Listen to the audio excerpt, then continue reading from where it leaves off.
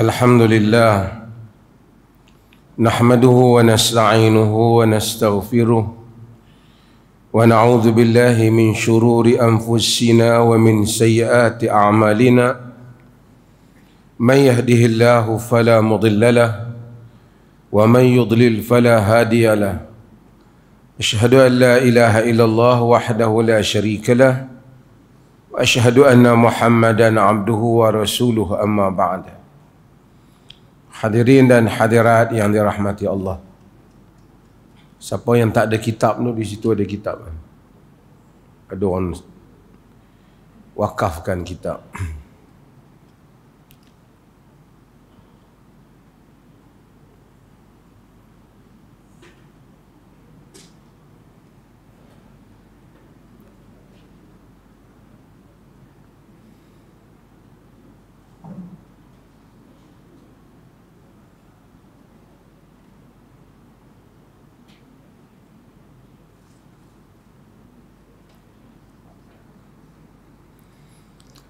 Kita masih lagi di dalam bab sifatus salah, sifat kepada salat, dan sifatut tasyahud, sifat kepada tasyahud.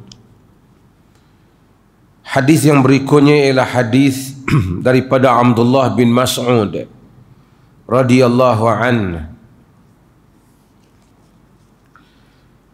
An Abdullah bin Mas'ud radhiyallahu anhu qala iltafata ilayna Rasulullah sallallahu alaihi wasallam faqala idza shalla ahadukum falyaqul at-tahiyyatu lillah was-salawatu wat-thayyibat.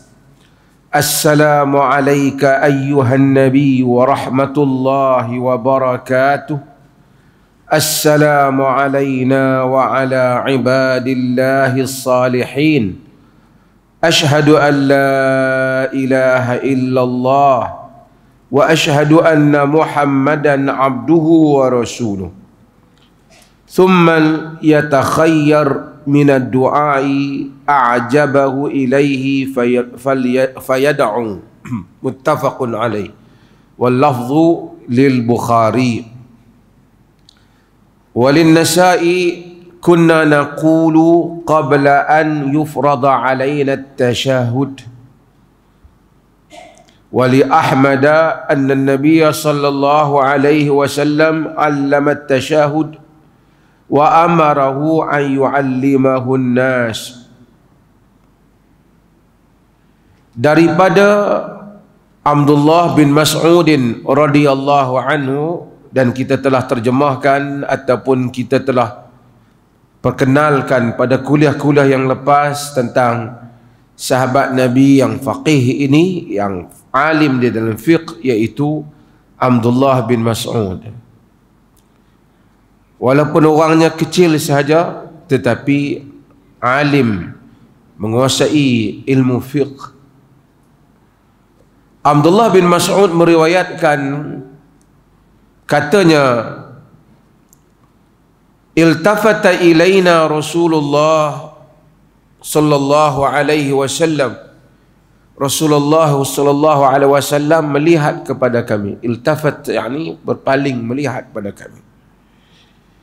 Asalnya di dalam riwayat yang lain, Nabi melihat kepada mereka itu kerana masa awal sebelum mereka mempelajari bagaimana membaca tasyahud ataupun at-tahiyyah ini daripada Nabi sallallahu alaihi wasallam, mereka memang tahu semasa duduk dalam duduk yang akhir itu mereka membaca tasyahud asyhadu an la ilaha illallah wa asyhadu anna Muhammadar Rasulullah. Tetapi yang bacaan yang sebelum daripada itu mereka tak tahu. Jadi mereka sebut sebelum diwajibkan tasyahud kepada, diwajibkan asyhadu an la ilaha illallah wa asyhadu anna Muhammadar Rasulullah itu. Sebelum itu mereka sebut assalamu ala Allah assalamu ala Jibril, assalamu ala assalamu ala Allah, wassalamu ala Jibril wal Mikail. Jadi Nabi mendengar mereka kata salam pada Allah, salam pada Jibril dan Mikail. Lalu Nabi kata la taqulu hakadha, jangan kata macam tu. Fa inna Allah wassalam, kerana Allah itu sendiri assalam. Allah sendiri itu assalam. Kita tak kata salam kepada Allah seolah-olah mengharapkan Allah itu mendapat kesejahteraan. Macam mana nak harap Allah dapat kesejahteraan? Allah itu pemberi kesejahteraan. Tak ada siapa yang dapat memberi kesejahteraan melainkan Allah. Dan salah satu daripada nama Allah ialah Assalam. Walakin qulu, tetapi kamu katakanlah, kata Nabi SAW, dan Nabi mengajar tahiyat yang kita akan baca ni. Jadi dia kata iltafata ilaina Rasulullah sallallahu alaihi wasallam. Rasulullah sallallahu alaihi wasallam tengok pada kami. Faqal, dan Nabi menyatakan bahawasanya idza shalla ahadukum, apabila seorang kamu salat, falyaqul, maka hendaklah dia kata at-tahiyyatu lillah, tahiyat kepada Allah. Tahiyah ni bahasa Melayu ni kita tak apa nak terjemah dia. Dia greeting, salam penghormatan. Tak tahu yang tuan-tuan dalam buku tuan-tuan terjemahan tu dia cakap apa? Ucapan apa? Kalimah yang baik. Tapi tahiyah ini sebenarnya ungkapan penghormatan. Kita welcoming orang ke ataupun kita respect orang, kita bagi ucapan selamat datang tuan yang mulia, dengan semua saja ungkapan dengan dialu-alukan seorang yang berjasa, itu semua nama dia tahiyah. Kita tulis surat pun tahiyah yang masuk salam penghormatan. Idza huyitum bi tahiyatin, Quran kata, apabila kamu diungkapkan dengan satu ucapan penghormatan ataupun ucapan penghormatan, good morning termasuk juga. Selamat pagi, sabahal khair, sabahan nur, masuk. Tapi tahiyah untuk Allah maksudnya penghormatan yang paling tinggi. At-tahiyyatu lillah, yakni tahiyah ucapan penghormatan untuk Allah. Wassalawatu, dan selawat, salat. Sama ada salat itu bermaksud salat fardu, salat sunat, ataupun salat dengan maksud doa. Salat nanti saya akan syarah. Wat-tayyibat, dan segala yang baik. Tayyib, wat-tayyibat, segala yang baik. Yakni dia kata tahiyat untuk Allah, demikian salawat dan tayyibat. Assalamu alayka ayyuhan nabiyyu wa rahmatullahi wa barakatuh. Salam ke atasmu wahai Nabi, rahmat Allah dan keberkatannya. Assalamu alayna wa ala ibadillahi salihin, dan salam kepada ke atas kami, yakni kesalam buat kami semua. Kami itu nanti kita akan syarah dah. Dan kepada semua hamba Allah yang saleh. Asyhadu an la ilaha illallah wa asyhadu anna Muhammadan abduhu wa rasuluh. Aku menyaksikan tidak ada ilah melainkan Allah, dan Muhammad ialah hamba dan rasulnya. Kemudian dalam hadis ni dia kata thummal yatakhayyar min ad-du'ai a'jabahu ilaihi fayad'u. Kemudian dia pilihlah apa-apa doa yang dia suka, lalu dia berdoalah.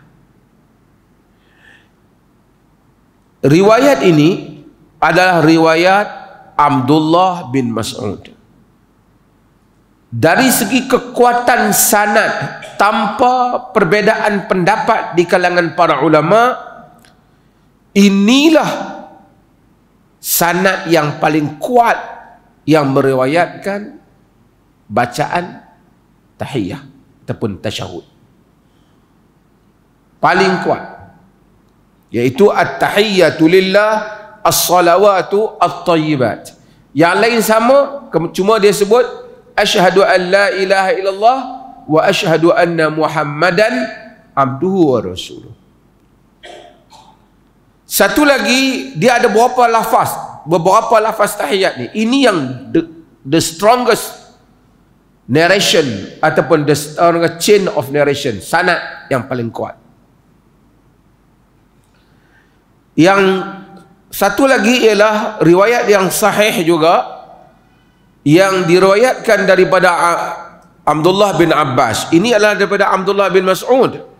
Daripada Abdullah bin Abbas ialah yang Nabi meriwayatkan Nabi SAW membaca at-tahiyyatul mubarakatus salawatut tayyibatu lillah.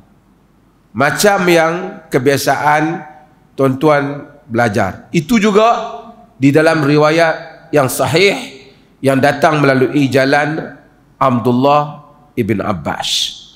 Dari segi sahih, semuanya sahih. Cuma dari segi kuat, maksudnya rawi itu sangat teguh, secara perbandingan sahih, tapi yang paling teguh ialah riwayat yang kita baca, iaitu Abdullah bin Mas'ud. Menyebabkan ramai di kalangan para ulama mengutamakan riwayat Abdullah bin Mas'ud. Tetapi Al-Imam Syafi'i rahimahullah, dia mengutamakan riwayat Abdullah bin Abbas. Yang biasa tuan-tuan baca. Atas alasan Al-Imam Syafi'i, kerana Abdullah bin Abbas ni dia masih budak. Dan dia meriwayatkan, tentulah versi yang dia ambil pada andaian Imam Syafi'i mestilah versi yang latest. Kerana dia masa riwayat pada Nabi, dia nak cerdik riwayat tu, dia dah hujung-hujung dah hayat Nabi. Ini adalah yang pada andaian Imam Syafi'i yang latest. So sebab tu dalam mazhab Syafi'i dia mengutamakan yang dibaca oleh Abdullah bin Abbas. Lebih kurang sama, cuma syahadah dia asyhadu an la ilaha illallah wa asyhadu anna Muhammadar Rasulullah. Okey, kita baca yang Abdullah ibn Mas'ud ini dulu. Apa maksudnya? At-tahiyyatu lillah, maksudnya segala ungkapan penghormatan untuk Allah. Maksudnya ketika kita baca at-tahiyyatu lillah ataupun at-tahiyyatul mubarakatus salawatut tayyibatu lillah, kalau at-tahiyyatul mubarak as-salawat at-tayyibah, maksud tahiyat yang keberkatan dan selawat dan kebaikan untuk Allah, dia rangkumi semua. Ini at-tahiyyatu lillah, maksud segala ungkapan penghormatan, ketinggian, kepujian untuk Allah. Kita mungkin juga greeting orang lain, tapi ada batasan dan limitnya. Untuk Allah, di dalam kita mengungkapkan, kita bayangkan dan kita zahirkan perasaan kita, tidak ada ungkapan penghormatan yang melebihi Allah Azza wa Jalla. Untuk kita ungkapkan, tapi kita tak ada perkataan yang sesempurnanya untuk diangkat pada Allah. Kita sebut macam Nabi sebut at-tahiyyatu lillah. Macam kerana Nabi sebut la uhsi sana'an 'alaika anta kama asnaita 'ala nafsik, dalam hadis yang diriwayatkan Imam Muslim. Tidaklah dapat aku ini menghitung pujian kepadamu, engkau itu seperti yang engkau puji dirimu. Jadi kita setiap hari baca at-tahiyyatu lillah. Kita membayangkan segala yang wujud dan dapat dizahirkan dan tak dapat dizahirkan daripada penghormatan hanyalah untuk Allah Azza wa Jalla. Wassalawatu, dan salat, sama ada yang fardu ataupun yang sunat, ataupun salat dalam maksud arti kata doa untuk Allah. Wattayyibat, dan segala yang baik-baik, daripada perkataan yang baik, daripada amalan yang baik, daripada segala hasrat yang baik untuk Allah. Kerana Nabi sallallahu alaihi wasallam menyebut, innallaha tayyibun la yaqbalu illa tayyiba. Allah itu baik, dia tidak menerima melainkan yang baik-baik. Jadi pusingan ataupun ungkapan yang pertama dalam tasyahud kita itu semuanya diberikan pada Allah. Selepas itu kita pergi kepada Nabi sallallahu alaihi wasallam. Kita kata assalamu alayka ayyuhan nabiyyu wa rahmatullahi wa barakatuh. Salam ke atasmu wahai Nabi, rahmat Allah dan keberkatannya. Salam kepada Nabi, minta kesejahteraan untuk Nabi. Nabi itu memang sejahtera, tetapi kita meminta kerana kita tahu Allah tidak ada limit di dalam memberikan kurnia pada hamba-Nya. Kita mungkin fikir kalau dah masuk syurga, apatah lagi habis daripada syurga. Allah tidak ada limit. Dia boleh memberikan syurga apa yang lebih baik daripada syurga, berlipat kali ganda di dalam syurga. Dan sebab itu syurga antara hamba-hambanya tidak sama. Kita pula sentiasa meminta kesejahteraan untuk Nabi. Kita tahu Nabi sejahtera, tapi tak adalah cara untuk kita ini mengucapkan terima kasih kepada Nabi di atas apa yang telah Nabi lakukan kepada kita ini, melainkan dengan hanyalah kita ini mengucapkan selawat dan salam kepadanya. Tanda terima kasih kita. Satu orang kalau dia banyak berjasa pada kita, kita nak balas kita tak mampu. Kita terima kasih Tuhan. Terima kasih Tuhan. Walaupun mungkin terima kasih kita tu taklah menambahkan apa-apa harta kepadanya, tapi ia merupakan pengubat tanda kita seorang insan dan merupakan tanda kita seorang akhlak yang baik. Sebab itu maka Allah Azza wa Jalla menyatakan innallaha wa malaikatahu yusalluna 'alan nabi ya ayyuhalladzina amanu sallu 'alaihi wa sallimu taslima. Bila kita selawat memang memihun kesejahteraan pada Nabi, tetapi kebaikan selawat balik pada kita. Selawat itu bukan memohon pada Nabi seperti mana yang orang kadang-kadang dia mengandaikan dia ahli selawat. Ketika dia selawat, dia meminta seolah-olah Nabi memberi power kepada dia. Tersasul mereka dalam memahami agama. Selawat itu memohon kurniaan kesejahteraan daripada Allah untuk Nabi. Memang Nabi sejahtera, tapi demikian kita berterima kasih. Dan demikian kita meyakini Allah boleh mengurniakan tanpa limit ataupun tanpa sebarang andaian kita melebihi igauan kita untuk Nabi. Assalamu alayka ayyuhan Nabi wa rahmatullah, dan rahmat Allah. Rahmat daripada rahim, kasih sayang Allah, kurniaan Allah. Sahabat menyebut salam ini ketika Nabi hidup di dunia dan ketika Nabi telah pun wafat. Ketika Nabi telah wafat, rahmat Allah di syurga, macam saya sebut, mengatasi apa yang kita andaikan. Tidak ada limitnya. Wa barakatuh, dan keberkatannya. Barakah daripada perkataan birkah, telaga, tempat simpan air. Barakah ialah ziyadatul khair, penambahan kebaikan. Sebabkan sesuatu yang berkat ditambah kebaikan padanya. Secawan air yang berkat tak sama dengan 10 yang tak berkat. 10 ringgit yang berkat tak sama dengan 1000 ringgit yang tidak berkat. Pada keberkatan ada keajaiban, ada kurniaan. Sebab itu kita mencari keberkatan, mencari kita berduduk dengan orang-orang yang diberkati, rajul mubarak. Maka apabila diberkati, Allah mengurniakan kurniaan yang kita sangka dan tidak sangka. Bukan soal mampu makan dan minum, tapi keberkatan merentasi itu semua. Sebab itu kita dalam hidup ni cari berkat. kita minta hal ini diberi pada Nabi. Kerana kita nak bagi duit tak boleh kat Nabi. Nak bagi makanan, Nabi dah tak ada.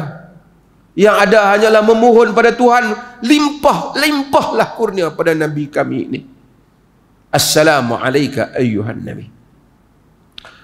Ungkapannya ialah assalamu alayka, ke atas kamu wahai Nabi. Walaupun Nabi tidak ada, semasa nak sahabat membaca pun mungkin Nabi ada dalam masjid, tapi bukan Nabi dengar. Bahkan sahabat yang di Mekah, di Madinah juga membaca di Mekah, di Yaman, di mana semua tempat yang pergi pada zaman Nabi juga membaca assalamu alayka, tidak membaca assalamu ala Nabi, salam ke atas Nabi. Kerana Nabi tak ada di depan, tak payahlah mukhatab ataupun khitab secara orang yang berada di hadapan.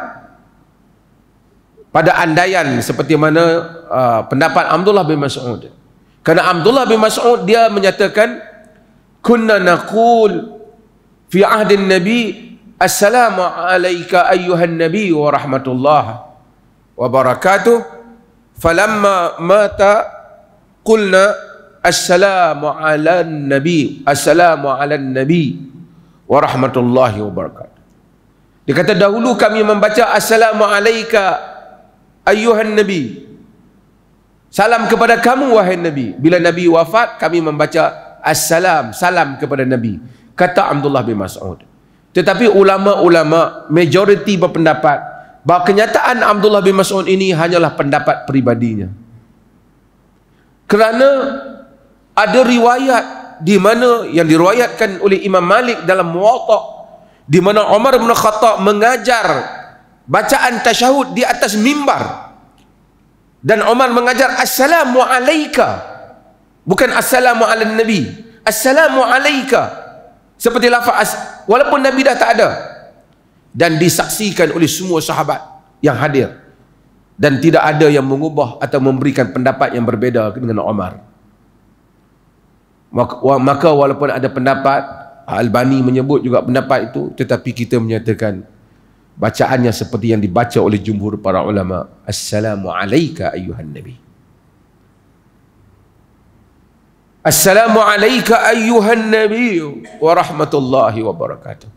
Tuan-tuan, kalau kita lihat kepada tasyahud ini, tadi kita telah ungkap untuk Allah, ini kita ungkap untuk Nabi. Setiap hari kita berbicara dengan Nabi. Assalamu alayka ayyuhan Nabi, Nabi tak ada depan kita, tetapi bagi Allah itu malaikat yang membawa salam kita kepada Nabi SAW. Macam mana nak bawa salam kepada Nabi? Ramai sangat ni, berjuta-juta. Sempatkah Nabi menjawab salam? Nabi bukan hidup di alam kita ni, alam dengan penuh keajaiban yang Allah kurniakan. Salam kita sampai kepada Nabi. Berarti kita setiap hari tadi pun memberi salam pada Nabi. Tak nanti kena pergi ke makam Nabi baru kata assalamu ala Nabi. Setiap hari kita bagi salam kepada Nabi. Setiap hari kita ingat dan berhubung dengan Nabi sallallahu alaihi wasallam. Cumanya kita ni kadang-kadang kita sebut assalamu alayka ayyuhan Nabi, kita pun tak ingat kita bagi salam kat Nabi. Tahu-tahu kita bagi salam habis mayang ya. Kita tak rasa kita pergi assalamu alayka ayyuhan Nabi. Terasa kita ungkap pada Nabi, terasa bahawa Nabi mendengar suara kita, memberi salam kepadanya. Sedangkan saban hari kita diajar untuk berhubung dengan Nabi kita Muhammad sallallahu alaihi wasallam. Bila kita fahami salat menurut sunnah, tak adalah kita heran, aku ni kalau tak pergi berselawat tengah padang di Pamai ni, koranglah selawat pada Nabi. Kerana kita tak faham. Lalu orang manipulitkan kita. Nak dapat selawat yang luar biasa, yang tak ada dalam hadis-hadis semua. Ni ada petua ataupun ada boleh bagi ijazah mana-mana orang selawat hak ajaib-ajaib ni. Kalau tidak kita jauh pada Nabi, hanya melalui ni Geng-geng ni saja boleh dekat dengan Nabi. Sebab kita tidak menghayati salat. Lalu kita termakan dengan buah itu. Jika kita menghayati salat, kita tahu setiap hari berulang kali, assalamu alayka ayyuhan nabi. Salam kepadamu wahai Nabi, wa rahmatullahi wa barakatuh. Betapa Nabi itu dekat dengan perasaan kita. Setiap hari kita berbicara dengannya. Dan setiap hari, man salla alayya marrah, sallallahu alaihi asyra. Allah jawab salam kita kepada Nabi-Nya sallallahu alaihi wasallam. Tanda kita insan yang tahu berterima kasih terhadap sumbangan dan jasa yang telah Nabi berikan. Lepas kita dah sebut pada Allah, kita sebut pada Nabi, yang ketiga kita sebut untuk diri kita. Assalamu alayna. Salam untuk kami. Untuk kami siapa? Kita. Jamaah yang salat dalam masjid bersama dengan kita. Kaum muslimin, kita minta berilah kesejahteraan untuk kami. Untuk semua orang yang bersalat bersama dengan kami. Minta Allah bagi kesejahteraan. Kaum keluarga kita masuk dalam erti kata ini, yang beriman, kaum muslimin. Assalamu alayna, yakni salam kepada kami, siapa saja yang bersalat bersama kita. Wa ala ibadillahi salihin, kepada semua hamba-hamba, dan salam kepada semua hamba-hamba Allah yang saleh. Kita dah ungkap untuk Allah, lagi untuk Nabi, untuk diri kita. Tengok salat didik kita. Jangan lupa kepada orang yang sama dengan kita, kepada orang-orang lain juga. Bukan fikir kita saja. Sebab tu kita disuruh doa diri kita dan kaum muslimin dan muslimat. Ini kita doa salam pada kita, salam kepada semua hamba Allah yang saleh. Semua hamba Allah yang saleh. Di dalam hadis Nabi SAW kata, bila hamba kata, fa iza qalaha, yakni apabila hamba kata assalamu alayna wa ala ibadillahi salihin, apabila dia sebut tu, asaba kulla abdin lillahi fis samawati wal ardi salih. Bila dia sebut macam tu, kenalah untuk semua hamba Allah yang di langit dan yang bumi yang saleh. Semua hamba Allah. Maksud para nabi, kita minta sejahtera. Para wali, kita minta sejahtera. Para mujahidin, kita minta sejahtera. Siapa saja hamba Allah yang saleh. Siapa lagi hamba Allah? Jin. Jin yang kita tak nampak juga kita minta untuknya kesejahteraan. Tengok betapa luasnya rangkuman makna tahiyat. Kerana semua wa ala ibadillahi salihin, kepada hamba-hamba Allah yang saleh. Siapa saja hamba Allah yang saleh. Kerana seperti mana yang saya sebut selalu, kemuncak keinginan kita dalam hidup ini ialah menjadi hamba yang saleh. Kemuncak keinginan kita. Nabi Yusuf alaihi salam setelah jadi raja Mesir dan yang paling kacak, yang paling handsome, hidup dalam istana, doanya tawaffani muslima wa alhiqni bisalihin. Matikanlah aku sebagai orang muslim dan masukkan aku di kalangan orang yang saleh. Nabi Sulaiman alaihi salam setelah menjadi maharaja yang tak ada sabar, Rabbi ighfirli wa habli mulkan la yanbaghi li ahadin min ba'di. Tuhan, ampunkan aku, berikan aku kerajaan yang siapa pun tak boleh dapat selepas daripada aku. Punya hebat. Tapi apabila dia tengok semut berkata-kata, Dia kata, Rabbi auzi'ni an ashkura ni'mataka allati an'amta alayya wa ala walidayya wa an a'mala salihan tardah wa adkhilni bi rahmatika fi ibadika salihin. Tuhan kurniakan padaku agar aku dapat bersyukur, boleh bersyukur di atas nikmat yang kau berikan kepadaku dan kepada kedua ibu bapaku, agar aku dapat beramal dengan amalan saleh yang engkau redha. Wa adkhilni bi rahmatika fi ibadika salihin. Masukkanlah aku dengan rahmatmu dalam kalangan hamba-hambamu yang saleh. Sebab tu tuan-tuan, kita kalau nak doa ke anak-anak kita, sebagai nak doa anak jadi kaya, anak jadi, tapi kalau kita teliti hidup, semua apa saja jawatan, kedudukan tidaklah penting dalam dunia ini kalau dia telah menjadi hamba yang saleh. Kalau dia menjadi hamba Allah yang saleh, apa saja tempat yang dia duduk baik untuk dia. Allah akan berikan jalan untuk dia. Kalau dia tak jadi hamba yang saleh, dia duduklah tempat apa pun tak baik untuk dia. Jadi kita doa pada anak kita juga supaya jadi anak-anak yang saleh. Kita saleh, anak-anak kita saleh. Itulah cita-cita kita. Dalam perjuangan mari masjid, dengar kuliah, semayang, baca Quran, baca hadis, tak ada lain kerana nak jadi hamba yang saleh. Bila jadi hamba yang saleh, Nabi kata, bila orang baca tahiyat, kita masuk.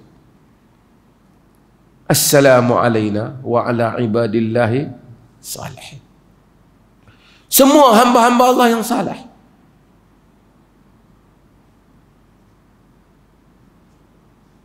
Al-Hakim At-Tirmidzi, ni bukan Al-Imam At-Tirmidzi, ni Muhammad bin Ali bin Hasan.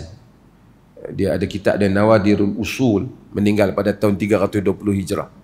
Imam Tirmizi yang Sunan Tirmizi itu lain.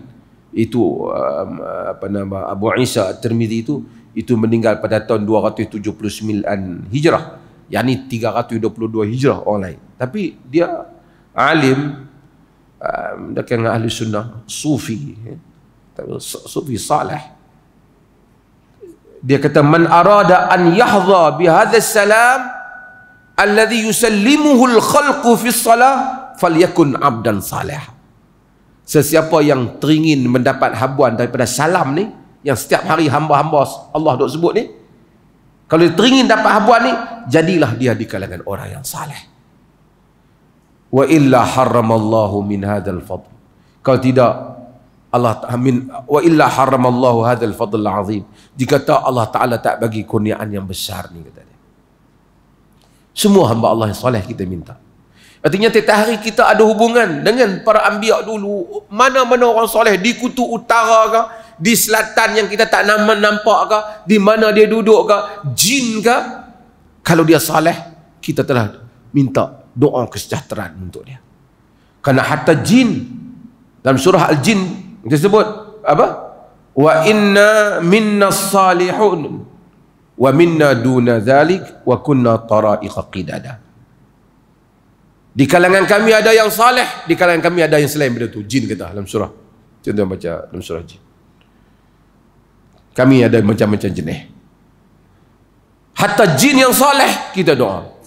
Nabi kata, asaba kulla abdin salih fis samawati wal ard. Semua hamba Allah yang saleh di langit-langit. Artinya mungkin di langit ada makhluk lain lagi yang abdi diri pada Allah yang saleh. Assalamu alayna wa ala ibadillahi wa ala ibadillahi salihin.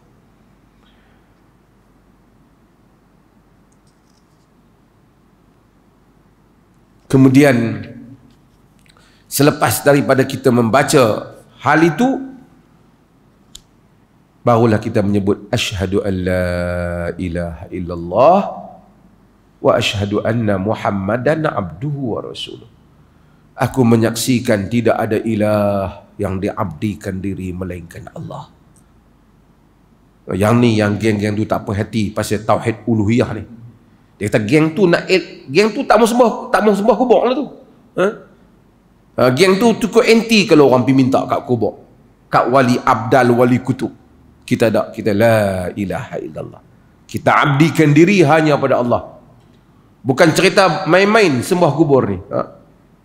Siapa tunjuk ke saya apa lah. Orang doa di kubur, dia kata sembah kubur. Yang geng dia pergi sujud kat kubur tu, yang tu dia kata ahli sunnah wal jamaah, aswajah. Ini pun satu pening ya. Saya pergi ke Brelewi, sembah kubur, sujud di kubur. Oh, dia kata dah, kita bukan maksudkan. Jangan tengok tu. Macam malaikat tunjuk sudut ke Adam. Bukan sembah, tapi memuliakan syaitan. Dia buat tafsiran. Akhirnya tak ada apa, sujud ke apa ke. Kalau sujud kat berhala pun kerana mengingati kebesaran Tuhan mencipta mereka. Akhirnya dia pergi ke situ. Bagaimana iblis dan syaitan menipu manusia. Asyhadu an la ilaha illallah wa asyhadu anna Muhammadan abduhu wa rasul. Tidak ada ilah yang diabdikan diri melainkan Allah, dan aku menyaksikan bahawasanya Muhammad hambanya dan rasul, abduhu wa rasul. Pasal apa? Abduhu wa rasul, hamba dan rasul. Rasul ada juga yang lain, Rasulullah betul, tapi sebagian lafaz abduhu wa rasuluh, hambanya dan rasulnya. Pasal apa? Pasal manusia ini suka ghulu. Bila dia sayang, dia mula nak angkat Nabi menjadi Tuhan.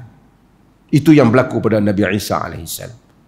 Dan itu pun sama. Siapa yang kata Nabi itu dia manusia seperti kita, menjadi kafir. Sedangkan Quran kata Nabi memang manusia seperti kita, bukan manusia yang tak ada ibu bapa, tak ada apa. Cuma baginda Rasul yang ditabalkan oleh Allah Subhanahu wa taala. Qul innama ana basyarun mislukum, Quran kata. Manusia seperti kamu, tapi dia telah diwahyukan kepadanya, dia menjadi rasul, dia dipelihara daripada jatuh pada dosa. Dia tidak mengetahui yang gaib, melainkan apa yang Allah beritahu padanya. Dia tidak boleh menolak mudarat dan memberi manfaat, melainkan apa yang Allah beri padanya.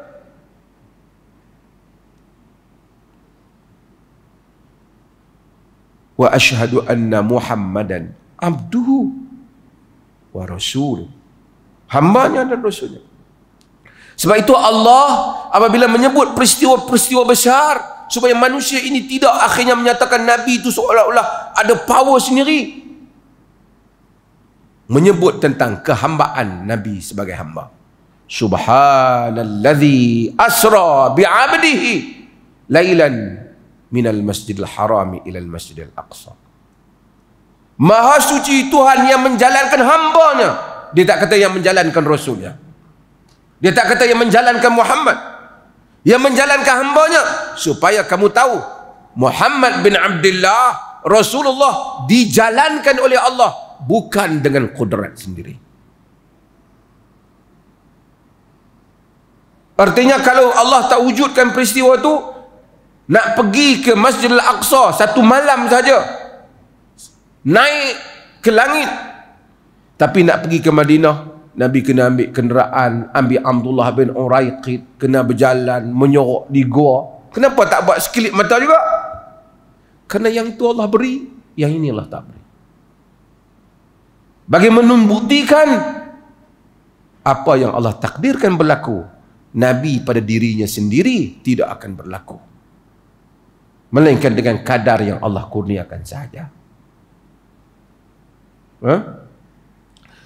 Ini bacaannya. Kemudian dia kata summa yatakhayyar min ad-du'ai a'jabahu ilaihi fayad'u. Kemudian dia pilihlah apa-apa doa yang dia suka. Maksudnya dalam macam zahir ni sebelum dia membaca selawat, tapi akan ada riwayat yang lain menunjukkan selepas selawat. Jadi sebelum memberi salam, kita disuruh Tak wajib, tapi kita boleh berdoa. Apa sama a'jabahu ilaihi, apa saja yang kita suka, doa.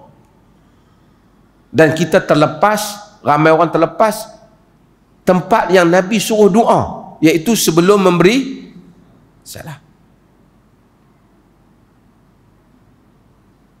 Tempat yang mustajab. Cuma mungkin kita bacalah doa, Allahumma inni a'udzubika min azabin nar wa min azabil qabr. Boleh tak baca doa yang lain? Boleh. Apa saja hajat kita, apa saja hajat kita.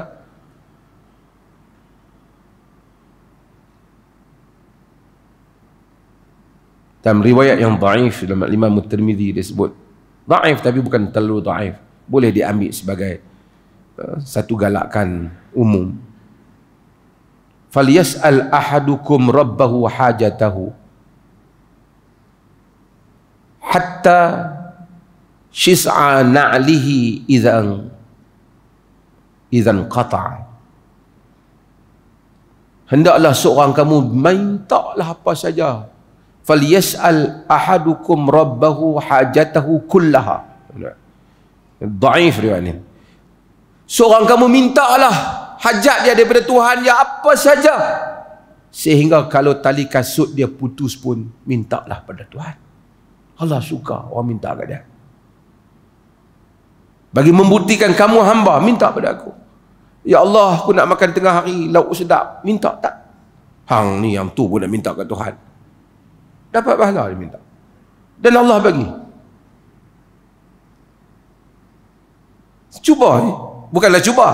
Bukan doa dengan Tuhan ni, cuba. Lakukan. Saya kadang-kadang memang apa-apa teringin nak makan, saya doa. Dan alhamdulillah, insya-Allah dapat. Teringin nak makan raya, doa. Teringin nak makan benda sedap, doa. Dan insya-Allah. Bahkan dengan sepantasnya kadang-kadang doa tak pagi, tak dan tengah hari dapat. Kalau Allah makbulkan, insya-Allah. Allah suruh doa. Banyak masa kita untuk doa. Banyak waktu salat kita boleh doa. Dan hadis ini sangat manfaat. Ramai kita terlepas daripada kurniaan yang besar, salat.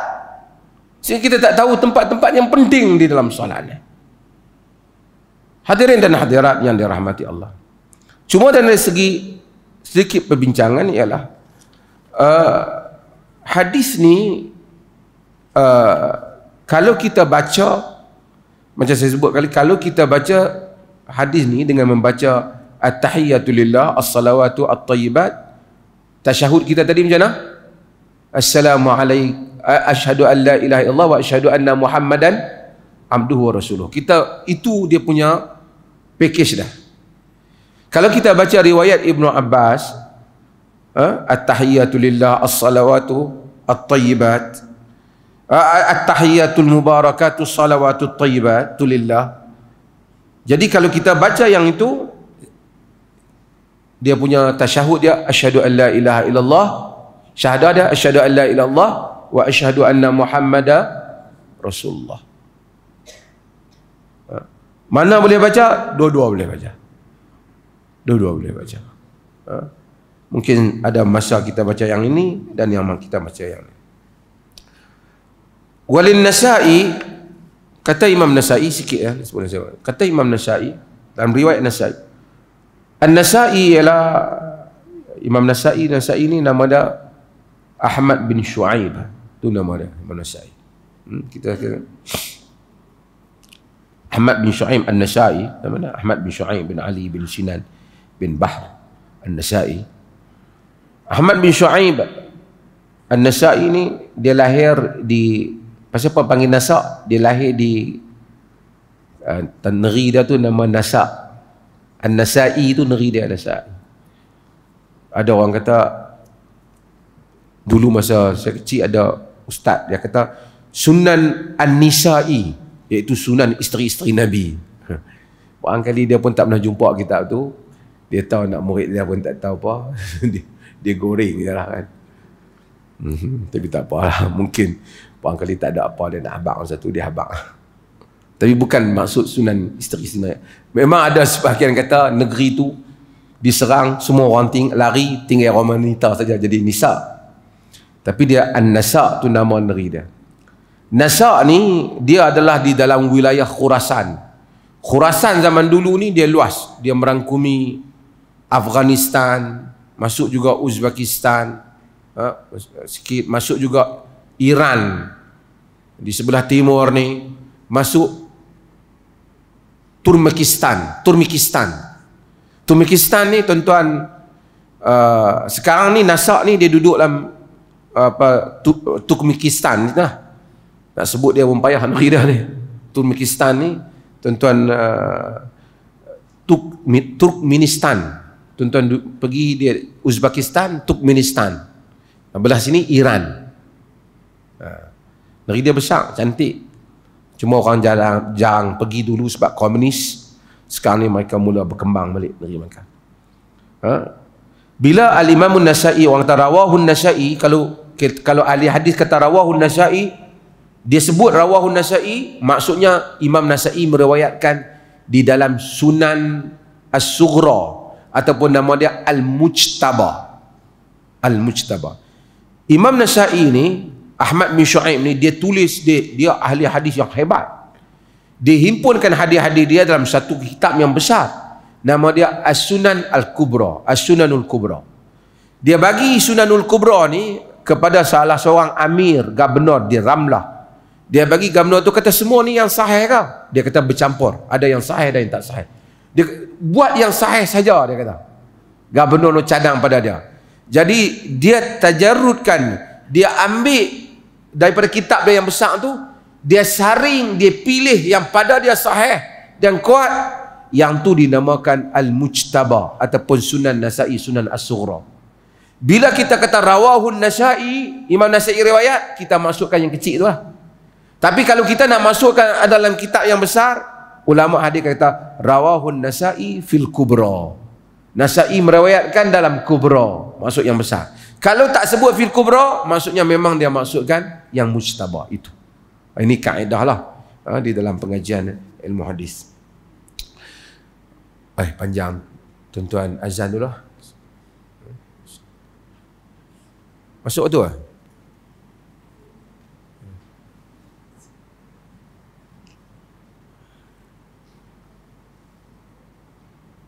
Siapa ada soalan tengok mari.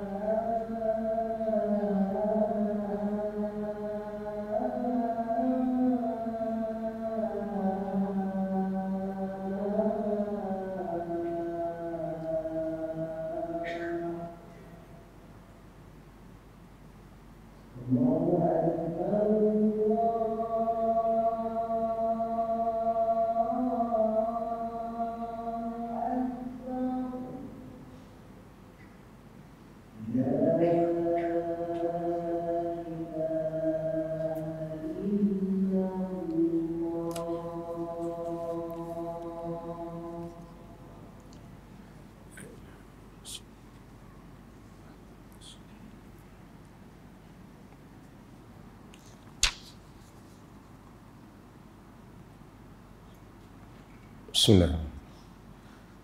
Alhamdulillah. Kita sambung apa yang disebut oleh Imam An-Nasa'i, riwayat Nasa'i, kunna naqulu qabla an yufrada alaina at-tashahhud, yakni kami menyatakan, yakni membaca hal ini sebelum difardukan kepada kami at-tashahhud. Yakni tashahhud itu asyhadu an la ilaha illallah wa asyhadu anna Muhammadan Rasulullah. Yakni sebelum tasyahud, kewajipan Nabi wajibkan untuk mereka menyebut asyhadu an la ilaha illallah wa asyhadu anna Muhammadar Rasulullah. Inilah yang mereka baca, iaitu at-tahiyyatu lillah, as-salawat at-tayyibat itu. Kemudian Nabi wajibkan untuk mereka memasukkan tasyahud. Dalam riwayat Ahmad, allamahu at-tashahhud wa amarahu an yu'allimahu an-nas. An-Nabi allamahu at-tashahhud, Nabi mengajar Abdullah bin Mas'ud tashahud dan memerintahkan supaya dia mengajar kepada orang ramai. Jadi Abdullah bin Mas'ud diajak tashahud ni kepada orang ramai. Kita yang mendengar hadis ni juga mengajar hadis ni pada orang ramai, sekurang-kurangnya pada family kita. Falyubalighu asyahid al-ghaib, orang yang hadir sampaikan kepada orang yang tidak hadir.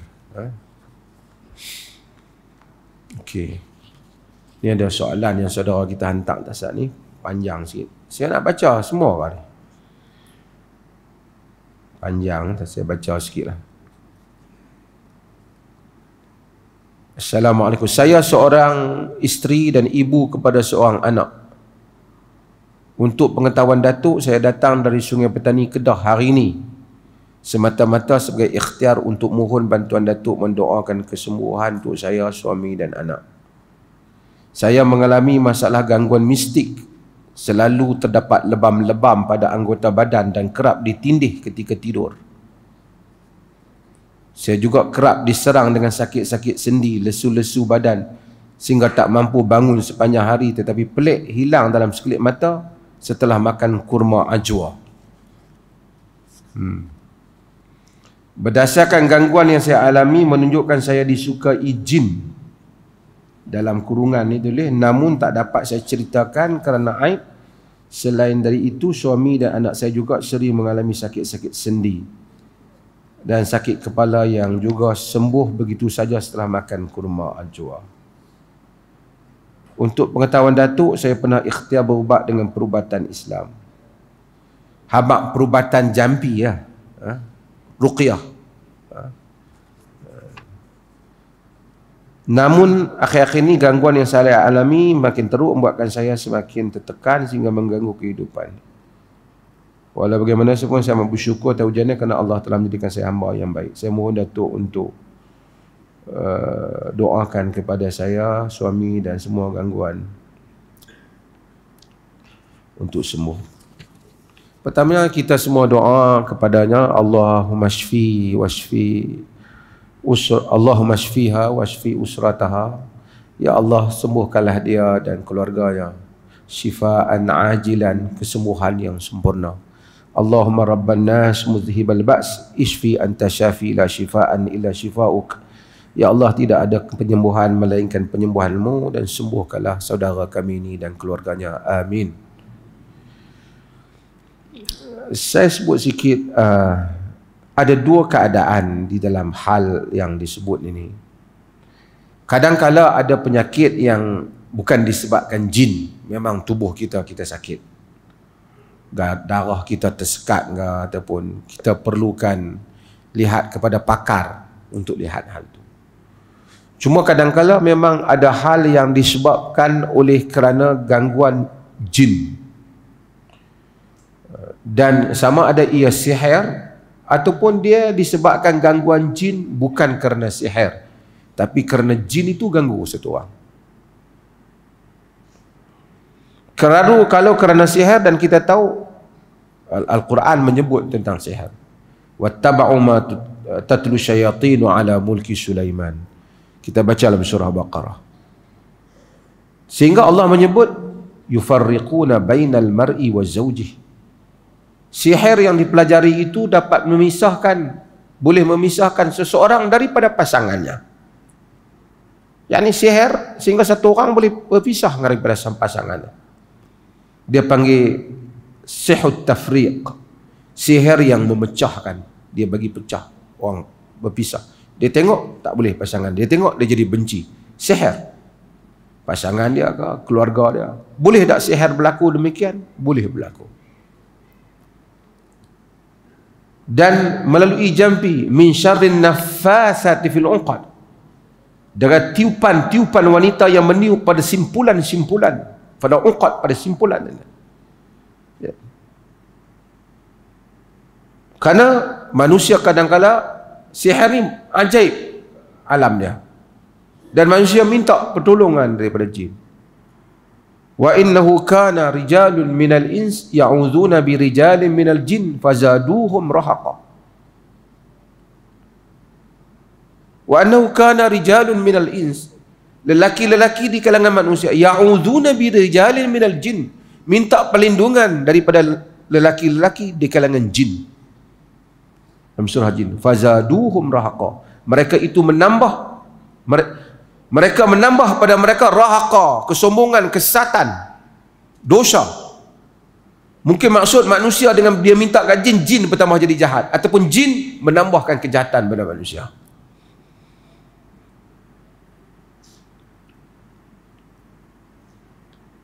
Sebab itu sihir termasuk dosa yang besar. Dosa yang besar. Kerana dia memang kadang-kadang boleh memberi kesan kepada orang lain.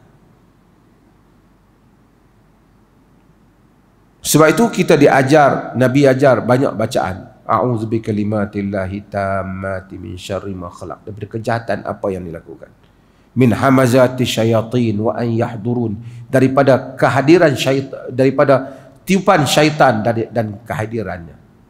Bisikan syaitan dan kehadirannya.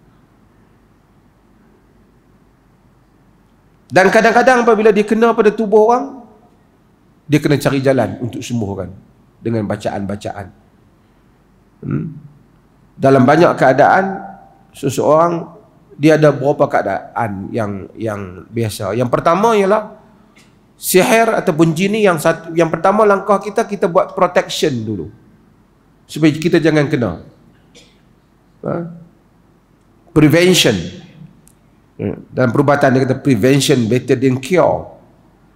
Maksud kita buat prevention, kita hari-hari kita baca ayat kursi, kita baca qul a'udzu birabbil falaq, kita baca qul a'udzu bin nas, kita sentiasa baca a'udzu billahi minasyaitonir rajim. Apabila kita rasa ada bisikan, kita baca, kita sentiasa mengambil langkah-langkah itu. Kalau dah kena mengambil langkah-langkah untuk mengubati sihir. Mengubati sihir. Dan ada cara-caranya dalam perubatan itu. Saya tak tahulah saudara kita tu, nanti mungkin dia boleh cakap sembang dengan saya lepas daripada majlis ni lah. Tengok nak buat macam mana, kalau diizinkan oleh Allah. Kadang-kadang jin boleh juga ganggu orang tidak kena sihir. Kita campak air panas kepada dia ke, atau jatuh atas dia ke, dia bertindak. Dia ada alam dia sendiri yang tak sama dengan alam kita. Sebab tu Nabi tak bagi sahabat ikut ketika Nabi pergi jumpa dengan jin. Ada tak berlaku jin berkahwin dengan manusia? Dari segi nas tidak ada, tetapi seperti yang disebut oleh Imam Malik dan Ibn Taymiyah rahimahullah juga mengulas hal ni. Katanya kerana telah tawatarat, yakni khabar yang tak boleh dinafikan. Begitu banyak cerita manusia berhubungan dengan jin secara seks. Cumanya kalau satu orang main-main tiba-tiba mengandung, pasal apa mengandung? Jin tidur dengan aku, tak boleh lah. Hak tu jin tu mesti nampak. Tapi ada tak orang yang dia telah berkahwin dengan, mendakwa berkahwin dengan jin? Ada dalam sejarah. Sebab tu ada Imam Malik, ada pandangan dia tentang pandangan memakruhkan pandangan hukum perkahwinan itu. Ada yang menyatakan tak boleh kerana dia tidak mentahqiqkan makna perkahwinan. Walau bagaimanapun, kata Ibn Taymiyah, dari segi cerita ni bukan cerita maksud orang reka. Memang sepanjang zaman ada cerita manusia berkahwin dengan jin. Dan jin suka dengan manusia. Ada. Boleh berlaku. Cuma bila berlaku, apa langkah dia? Nanti insyaAllah kuliah yang akan datang kita beritahu. Kalau tidak, tuan-tuan balik jadi bomoh nanti. Wassallallahu ala nabiyyina Muhammad walhamdulillahi rabbil alamin.